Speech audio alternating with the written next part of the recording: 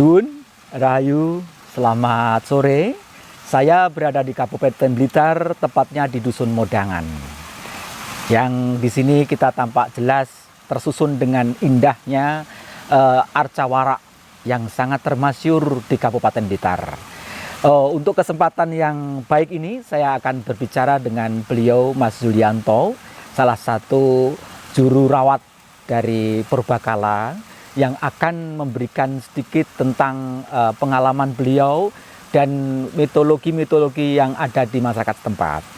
Baiklah, kita kenalkan untuk hadirin semua bahwa inilah beliau, Mas Yulianto. Mas, selamat sore. Derek tanya, Mas, sudah berapa tahun panjenengan menjaga tempat suci ini? Kurang lebih 7 tahun. 7 tahun. 7 tahun ya. Ya. 7 tahun. Iya, pengalaman panjenengan dalam mengurus ikut merumat, kami sekeluarga besar dari putra-putra Nuswantara juga turut bangga kepada panjenengan yang dengan tekun merumat dan merawat. Kira-kira pengalaman sejarahnya seperti apa, Mas?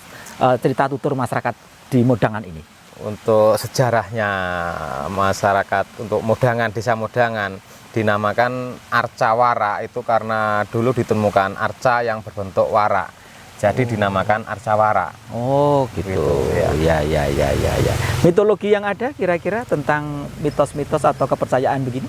Kalau mitos nggak ada, cuma di sini dijadikan untuk tempat sadranan atau juga ritual, atau misalkan di lingkungan masyarakat sini ada yang mau hajatan, kenduri dulu di sini gitu. Oh, jadi masih sangat terawat tradisi setempat untuk menghormati tempat suci ini ya. Pemirsa yang budiman, ternyata beliau Mas Yulianto membabarkan bagaimana masyarakat Modangan masih sangat menghormati leluhurnya. Untuk itu kita juga patut bersyukur bahwa masyarakat Modangan masih punya tendensi yang sangat cantik, sangat baik untuk mengadakan peradaban budaya, untuk menghormati situs warak ini. Untuk itu panjenengan sudah mengabdi berapa tahun? 7 tahun. 7 tahun. Kurang lebih 7 tahun. Iya. Dan ini semua dikelola oleh Purbakala, yang untuk Jawa Timur itu kantornya ada di Trowulan Mojokerto. Oh iya. Terus jadi juru rawat dulu dari leluhur bapak-bapak atau yang melanjutkan panjenengan gitu? Kebetulan ini dulu ayah saya sudah purna, sudah pensiun. Saya yang menggantikan. Oh, dan ini hanya kebetulan saja, bukan berarti harus turun temurun, karena yang biasanya yang dicari itu juru pelihara itu untuk merawat ini yang biasanya yang dekat rumahnya dari situs. Jadi bisa untuk ngawasi siang atau malam, apalagi cuma juru peliharaan cuma satu, cuma saya, nggak bisa sip-sipan gitu. Oh, ngaten. Oh ya, Mas Yulianto, nanti saya mohon izin untuk melihat-lihat, mengamati dan mempelajari kira-kira dengan relung-relung dan karakter-karakter relief-relief candinya seperti apa. Saya nyuwun izin panjenengan untuk bisa. Silakan. Atau dua, Mas.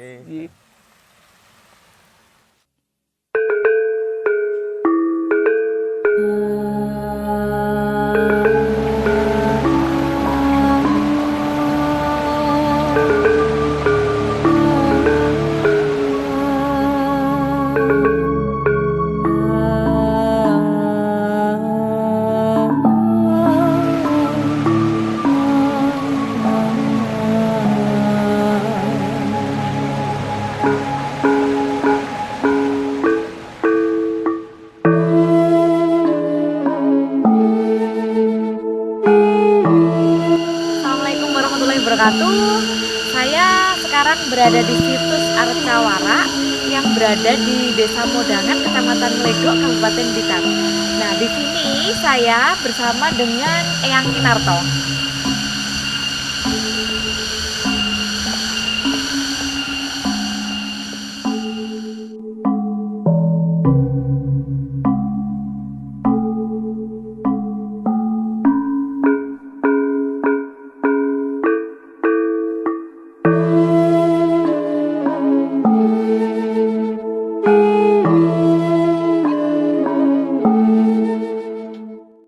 Halo teman-teman, sekarang Mayang lagi bersama dengan Kinarto. Rahayu, selamat sore. Ya. Ki, sekarang kan kita kita lagi berada di situs Arcawara ya kan. Yeah. Ini Mayang bener-bener kepo, bener-bener pengen ngerti nih sebenarnya sejarah apa sih yang ada di situs ini. Karena Mayang beberapa kali membaca di situs website ya kan. Itu kayak di tempat ini tuh seperti air itu nggak pernah apa namanya kering ya. Terus ada air yang keluar dari mulutnya gajah. Oh iya. Apa namanya Jalatwara. Jalatwara itu ya. Terus ada situs Dworopolo yang buat Mayang penasaran itu lihat di gambar yang Mayang baca itu mungkin yang itu Ki. J. Nah, Oh iya ya. Bener-bener kepo nih Mayang pengen ngerti gitu. Oh gitu. Oke. Kita lihat dulu ya, cantik. Apa namanya? Lihat yang ini karena merupakan sebuah candi yang sangat agung karena simbolnya adalah Patirtan. Ini Patirtan itu kalau kita dulu sowan ke sini, ya? Itu selalu lewat sungai karena sungai simbol kehidupan. Kan gitu. Jadi dulu jalannya ke sana, makanya Dworopolo atau penjaga atau simbol laki-laki perempuan itu selalu di depan sebagai sifat penjaga. Oh gitu. Nah, keutamaan yang sangat istimewa atau sangat mulia di dalam peradaban Candiwara ini adalah bentuk dari Patirtan yang namanya Jalatwara. Ini berupa gajah. Ini yang dibilang ada air yang keluar dari mulut ya, gajah, ya. lalai gajahnya. Ya, ini dulu ini di sini adalah sebuah tempat Patirtan gitu ya. Airnya akan mengalir ke sini, sayang. Ke sini gitu. sampai kemudian bisa paring Patirtan. Paring kucuran air di sini. Nah, inilah dulu orang nyuwun air suci atau tirta itu disimbolkan beliau menggambarkan bahwa gajah ini adalah simbol dari kesempurnaan Patirtan. Karena tirta itu air yang dulu penghormatannya diberikan kepada Ibu Ratu Mangening atau Tirta Gangga, Tirta Acarya, Tirta Brahmaswaha.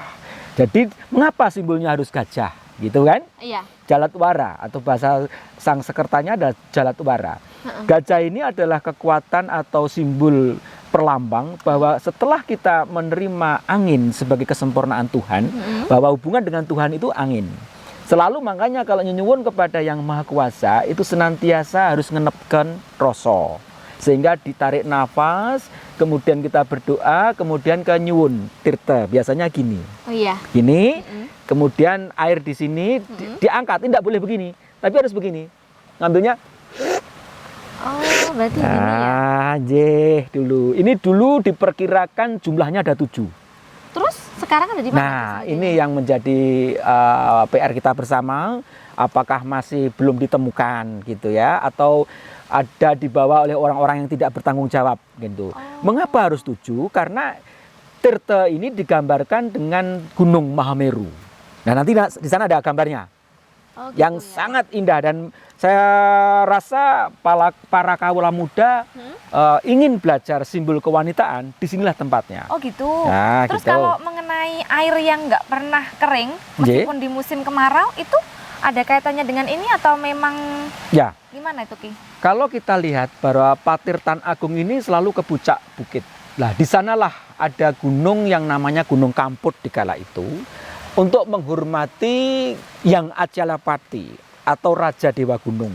Karena air itu berasal dari ketinggian yang namanya tempat suci, harus turun ke lembah, menghidupi semua kehidupan di lembah, akhirnya turun ke samudera. Gitu. Sehingga disimbolkan bahwa di Mahameru inilah air berkucur dengan sucinya, sehingga di zaman dulu, di zaman sebelum ada peradaban, ini merupakan candi yang sangat sepuh. Karena bentuknya masih ada yang seperti megalitik atau di zaman Kapitayan. Nah, nanti kita lihat di sana ya. Oke, yuk. Yuk.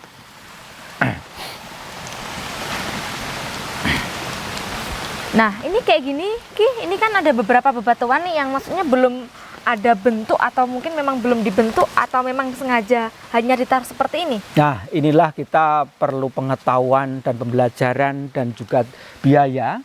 Karena kalau seandainya ini bisa tersusun lagi, alangkah indahnya tempat ini. Karena kalau kita lihat ke sana gitu ya, ada sebuah patirtan air yang tadi matur tidak pernah akan habis. Ya. Kemudian keluar melalui jalatwara tadi, sehingga di situ akan banyak simbol bahwa air itu merupakan simbol kehidupan yang dimiliki oleh semua makhluk. Sehingga kalau kita lihat sangat indah sekali. Ini merupakan bentuk candi patirtan atau nyuwun tirta, air suci. Ada polaman untuk mandi, ada juga patirtan. Nah, biasanya patirtan itu mengarah ke gunung. Kalau masuk lewat selatan, kemudian menuju ke utara, karena patirtan ada di utara. Kalau dulu namanya ke Kaje. Kaje itu utara karena berada di selatannya gunung. Jadi menyebutnya utara itu Kaje. Kaje itu hidup. Kaje itu hidup. Lah di sana ke laut. Selatan itu ke laut karena ada samudra selatan atau Yamanu. Itu. Nah, kemudian yang perlu putra-putri semua, ini adalah suatu simbol kemuliaan yang sangat tinggi. Nah, ini ada satu keunikan lagi. Nah, kalau kita lihat ya, nih sini. Nah, nih. Ini simbol laki-laki. Ya. Oh ya. Ini simbol laki-laki, ini simbol Meru, gunung. Lah, di dasar gunung ini ada simbol tirta, air yang mengalir. Nah, ini lubang. Nah, ini simbol sifat wanita. Bahwa kehidupan ini digambarkan tirta yang diambil dari puncak gunung merupakan tempat alam kadewatan yang Ajelapati atau Raja Dewa Gunung atau Sang Hyang Siwa, Palinggi Siwa. Ini akan memberikan suatu kehidupan yang nantinya air itu akan mengalir ya, ke sini. Nah, inilah karugrahannya. Nah, nih, ini penting sekali mengapa beliau yang sifatnya laki ini harus megang atas. Simbolnya bahwa seorang laki-laki akan memberikan satu percikan air dari Bopo Angkoso dan kemudian kucur ke bawah, diterima. Ini tangannya ibu atau sifat wanita menerima. Ya, ini tangannya menerima tirta. Ini kan tangannya beliau kayak gitu. Lah, kemuliaan antara laki-laki dan wanita inilah sebenarnya simbol gelarnya hidup. Nah, ini bahwa sebenarnya seorang laki-laki, ini ada unik lagi. Kenapa gambarnya begini? Ini megang sesuatu yang sangat berharga bagi seorang laki-laki yang namanya Sarutomo. Ini Sarutomo, putri juga punya Sarutomo. Makanya dikatakan sebagai simbol air suci yang namanya Komodono Warih Nardumojo. Air sucinya laki-laki inilah yang nanti bisa tumitah warih atau putra atau turun kepada seorang wanita. Nah, ini namanya Segarwo, Sigaraning Nyowo. Wah, gitu ya. Dan di sini akan lahir seorang putra. Ini gambarnya kan simbol anak-anak, ya kan? Nah, makanya seorang wanita dan seorang laki-laki harus memilih pasangannya dengan tulus agar kamanya bisa jaya. Makanya kama jaya ratih. Nah, ini pengetahuan yang sangat tinggi sekali. Awal mula kehidupan tumitahnya Yamanu saat itu. Manu itu adalah keturunan dari yang Manu akan melahirkan manusia. Nanti disimbolkan dengan Narayana. Nah, Narayana itu digambarkan dalam sastra-sastra sepuh bahwa seorang satria tinggi selalu disebutkan putra Narayana. Iya. Nah, gitu simbol perjalanan pewayangan ya, Narayana ini. Nah, inilah kemuliaan yang sangat tinggi mestinya bagi seorang putra-putri yang ingin berkeluarga, beliau bisa sembahyang di tempat ini. Karena sudah dituturkan begitu indah arti kaum laki dan kaum wanita. Bahwa kegandengan itu harus disumpah suci karena memegang simbol keutamaan dari langit Tuhan sendiri yang tumitah ke dunia harus membawa serta seorang suami dan seorang istri. Nah, ini sangat baik, perlu dipelajari. Jadi teman-teman muda untuk membabar kehidupan nantinya pada saat beliau berdua menjalin kehidupan bahtera rumah tangga, gitu ya. Ya, mungkin kan banyak sekali yang namanya, yang anak muda terutama kayak seusia saya lah Ya. yang kurang paham atau bahkan tidak mengerti sedalam itu loh arti dari situs yang Ya. mungkin terlihatnya hanya sepele seperti bentuk batu yang diukir, dipahat dan kalau saya melihatnya kan apa sih ini cuman seperti ini kan bentuknya, Ya. tapi ternyata ketika kita pelajari atau Mayang sendiri tanya sama Kinarto pun sedalam itu gitu loh artinya kan, Ya, wah banget ya. gitu loh. Ini dulu ditempatkan yang sangat indah. Reliefnya juga sangat halus karena termakan usia yang begitu lama, sehingga reliefnya agak sedikit Kasar ya, jadi terkikis gitu. Jadi terkikis gitu ya. Makanya itulah peradaban leluhur kita yang sangat tinggi mempertemukan antara seorang suami dan seorang istri. Gitu, oke? Ya, lagi Terus? kita lihat. Nah ini nih Ki, ini yang benar-benar buat Mayang kepo tadi bilang ya kan. Ya. Ini kan di sini ada situs yang lumayan gede loh kayak gini. Nah, Cuman sayang sekali ya di sini sayangnya nggak sampai terbentuk candi. Oh ya, Mayang itu sempat baca. Saya sempat baca nih. Di sini itu keterangannya itu memang bukan candi atau nggak dibangun candi, tapi zaman dahulu itu di sini itu ialah tempat seperti bengkel para seniman gitu loh. Tempat perkumpulannya para seniman iya, mungkin seperti itu. gini tidak ya. Kenapa? Kalau kita lihat dari struktur candi, ini mahakarya dulu leluhur kita itu membuat sebuah karya itu sangat tulus sekali, dan bahkan mungkin tidak seperti teman-teman sekarang. Kalau dulu membuat simbol itu harus betul-betul terbuat dengan baik gitu. Artinya harus bisa memberikan pelajaran bagi putra-putrinya. Kalau kita lihat candi ini sifatnya seperti wajah wanita, ya kan? Nah, Itu mengapa? belakangnya tuh kayak rambutnya Yeah, ya kan. ya. Ini kalau kita lihat, ini merupakan periode yang awal, zaman Kapitayan atau zaman menhir. Coba zaman batu sudah membuat relief yang begitu seperti ini loh, bahannya, alatnya seperti apa?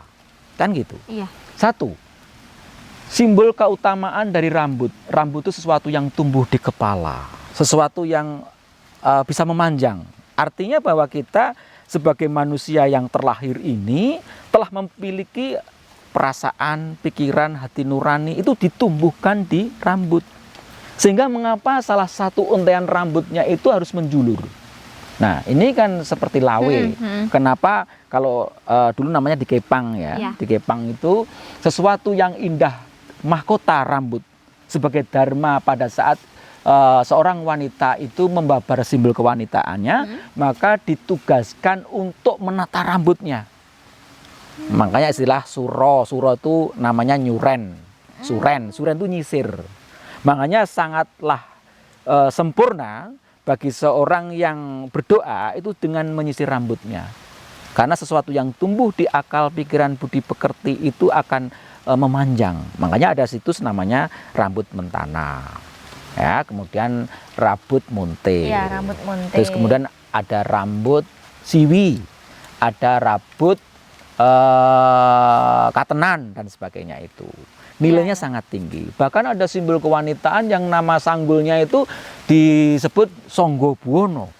Songgobuwono. Songgobuwono itu songgonya alam semesta raya ini. Iya, songgo itu kan nyonggo, membawa. Ya, Buwono itu alam semesta raya ini. Mengapa ditumpukan kepada seorang wanita? Karena wanita itu simbol gemelarnya bumi, gitu. Simbol kewanitaan, simbol ibu. Makanya sekarang dikatakan sebagai ibu pertiwi. Nah, Ya, ya. di sini tampak jelas mengapa seorang ibu harus menjaga ininya. Ini sangat langka. Candi ini sangat langka dan jarang ditemukan di Iya. tempat-tempat percandian yang lain. Iya, biasanya Itu. kan kalau patung-patung kalau Itu bawa biasanya tongkat ini gadanya, gadanya itu kan, menjaga. samping. Nah, samping Kalau atau itu ke bawah. Iya, Ini ke tempat saru utomonya. Saru tapi utomo. iya. Simbol kewanitaan inilah merupakan satu tempat yang sangat tinggi. Dalam sastra sepuh bahwa rahim atau kandungan seorang ibu itu bertapanya para dewa Iya. untuk melahirkan putranya. Sehingga dijagalah Sarutomonya ini agar tidak sampai tercemar, Ya. agar tidak sampai mendapatkan kekuatan negatif gitu, atau kekuatan Allah gitu kan. Nah, Ya. simbolnya seperti ini. Itu sendiri sepertinya pakai ini apa namanya?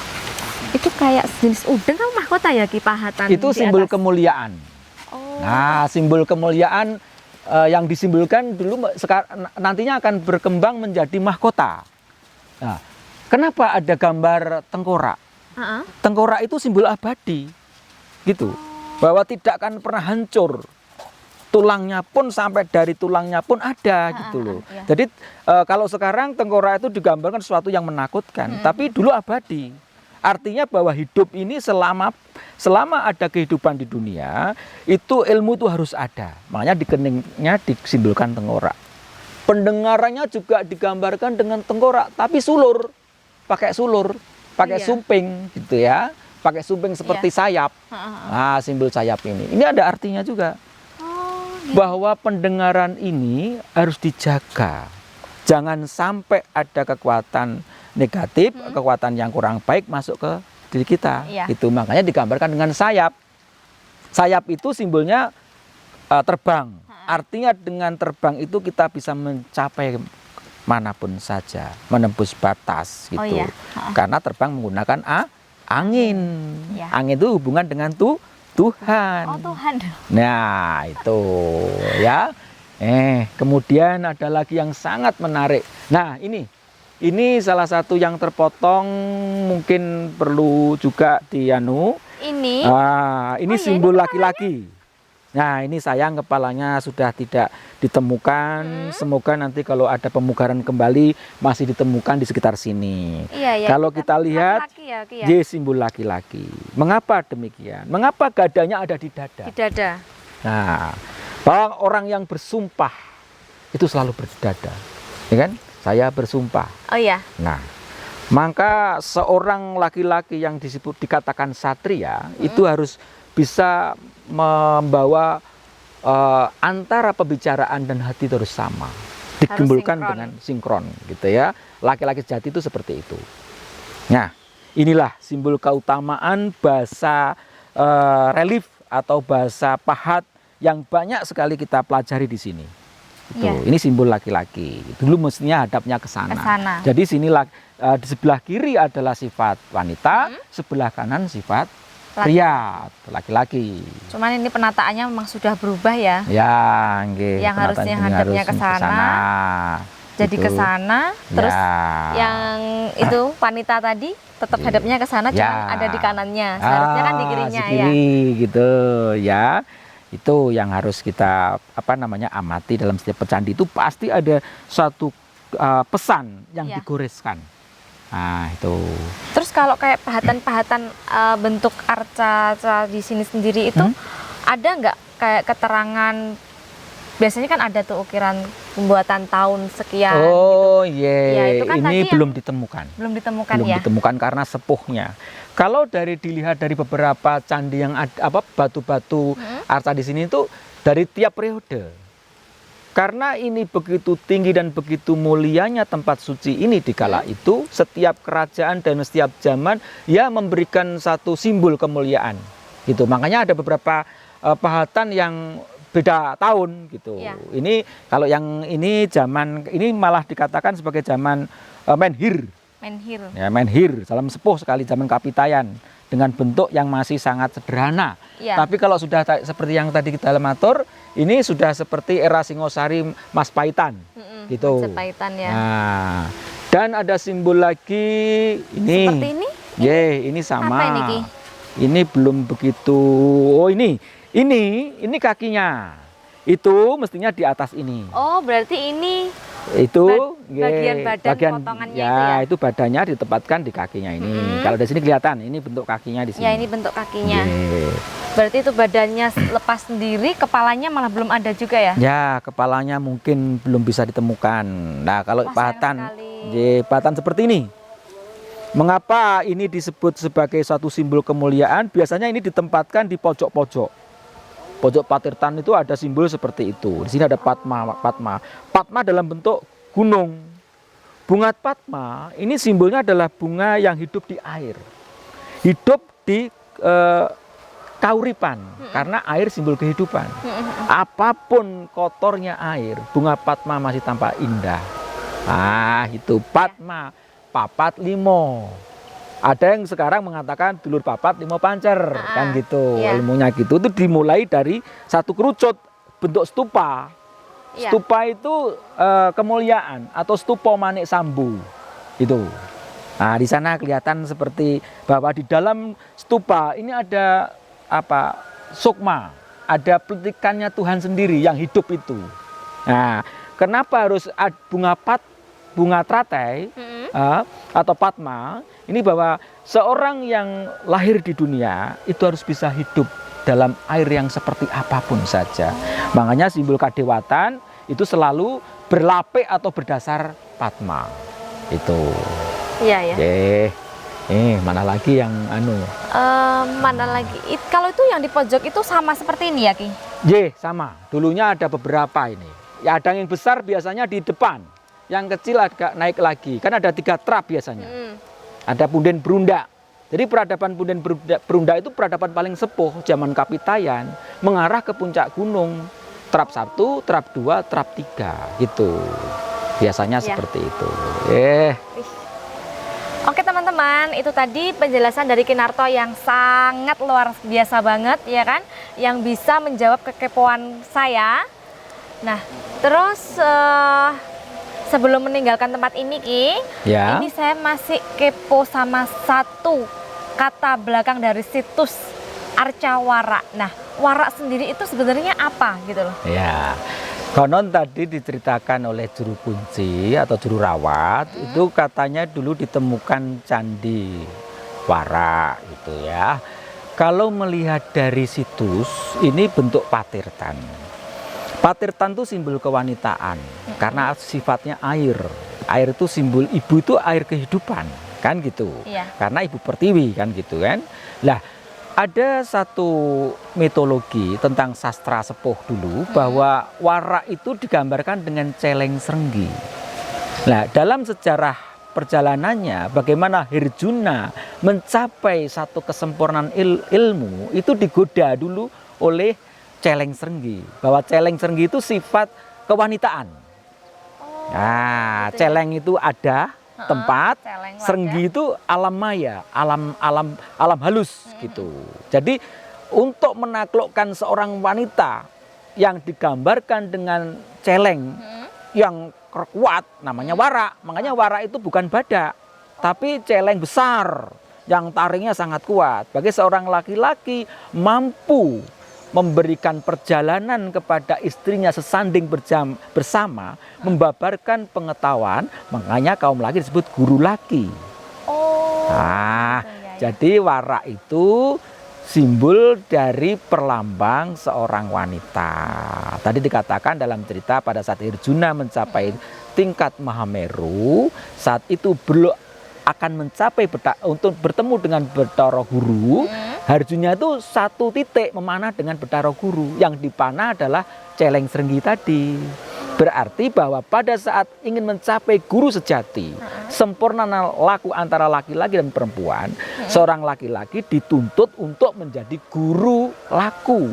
Bagaimana sifat celeng tadi yang masih buas seperti Wara atau kekuatan celeng yang kuat tadi harus terkendalikan, harus mulia. Jadi seorang laki-laki disebut sebagai guru laki. Makanya ada wanita, wani ditata, wani ditoto, gitu ya. Makanya begitu mulialah tempat suci ini. Kita berharap bahwa peninggalan luhur yang sangat tinggi dan dulu sangat disucikan, dimuliakan, dikeramatkan, dimuliakan. Alangkah baiknya di tempat suci inilah dulu pernah dibabar ilmu pengetahuan antara laki-laki dan perempuan untuk menggapai bahtera rumah tangga. Kami harap Mbak Mayang gitu ya, mengajak teman-teman untuk memberi suatu pelajaran, untuk merenung di tempat ini juga sangat mulia lagi. Mendalami gitu. Sejarah yang ada di tempat ini dan tentunya di tanah Jawa ya, Ki ya. Oke, nanti kita lanjutkan lagi nanti malam ya teman-teman, tetap di channel Misteri Wir. Nanti kita akan menelusuri situs Arca Warak ini di sudut pandang yang berbeda. Oke, sekali lagi terima kasih banyak ya Kinarto. Waduh, sama-sama. Ya, rahayu. Rahayu.